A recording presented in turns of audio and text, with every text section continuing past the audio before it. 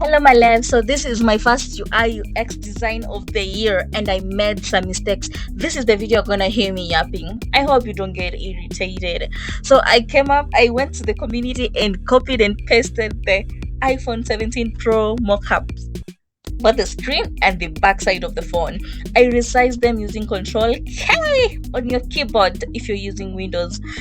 Yep. And then I placed them accordingly. I went ahead and took the MacBook Air frame, and then I made the first frame to perfection so that I can get my second frame. Not You should not start a new frame on scratch. Like, make your first frame to perfection, and then from your first frame get your second frame, and then from your second frame get your third frame. You hear me, guys? Yep. So I ungrouped the images. Any images should be ungrouped so that you can get the smooth overflow. No overflow, the smooth flow like this. Yep. And then make sure it's smart anime, is in, is out. Yeah, simple. Nothing much of a deal.